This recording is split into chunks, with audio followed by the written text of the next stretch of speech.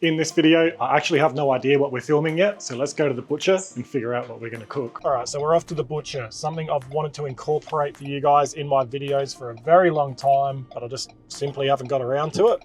But here we are. We are going to Thomas Farms in Norwood, South Australia, which is one of my favorite butcher shops. A stunning looking store, and if you guys enjoy this style of video, maybe I can take you around to a few of my other favorite places to get meat from in Adelaide. Oh, maybe we can even take this interstate. But thinking it is, what, 12:51, so just after lunch. I'll try and do whatever we get today when I get home. So it'll have to be something small, maybe a 3 or 4 hour cook at most. I'm thinking maybe some lamb ribs, maybe a pork belly if they've got some nice dry skin ones in the counter, maybe even a rib roast or something. We will figure it out when we get there. But for now, I'm going to keep driving and we'll see you at the butcher shop. So we got the dry age over there. Some low and slow cuts here. Have a look at these beef ribs. Marbling on them is insane. Beautiful little pork roasts. Perfect for Christmas.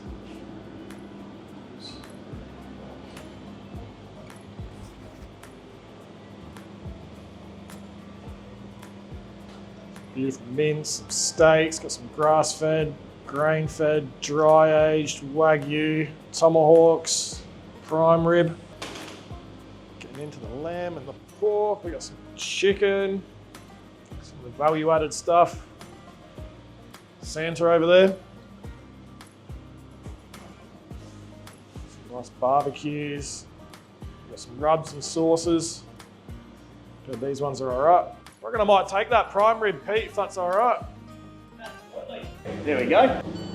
Awesome. Cheers, mate. All right, now we're back with our prime rib. Let's set our barbecue up and then get this prepared. All right, so for this cook, we're going to be using the Tahoma. The first thing you want to do is load your hopper up with either lump charcoal or briquettes, then open up both of your vents, get some firelighters going in your ash pan, then close your doors, turn the barbecue on, and select your temperature. And while our barbecue's coming up to temperature, we can prepare our prime rib. Now, this is just a Scotch fillet or ribeye with the bone in, and this one doesn't need any trimming at all. So what we're going to do is just take it out of its packet and get it seasoned up. I'm just going to be using some of my beef bounce rub, but if you don't have any of that, a bit of salt, pepper, garlic will be perfect for this, and we're just going to give it a nice generous coating all over. All right, and after about 15 minutes we are at temperature. As you can see, it's sitting right at 250 Fahrenheit or 120 Celsius. Now I'm going to get some smoking wood in our ash pan, and now our smoking wood's going to smolder away in there. Then we'll feed our probe through the side, get our rib roast in, then we'll get our temperature probe in and shut our lid. And now our rib roast is on. We're just going to let it go until it reaches an internal temperature of 52 degrees Celsius or 125 Fahrenheit. I reckon it's going to take around 2 to 2.5 hours to get there, with this being a 1.8 kilo roast. All right, after about 2 hours and 15 minutes, we have hit temperature. So we're going to take our probe out,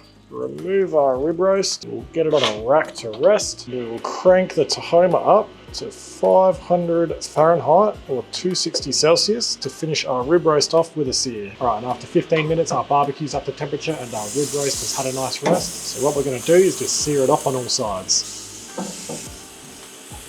All right, now we can get it out to slice it up. Now I'm just going to take the strings off, and because this has already had a rest, we don't need to give it a second one, and that's why we can slice it straight up.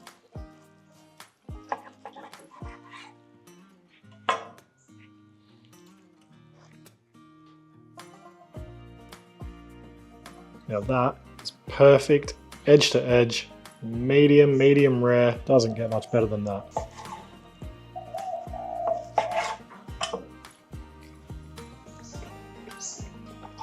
Tender, juicy, such a good flavour. It's got a beautiful subtle smoke flavour as well.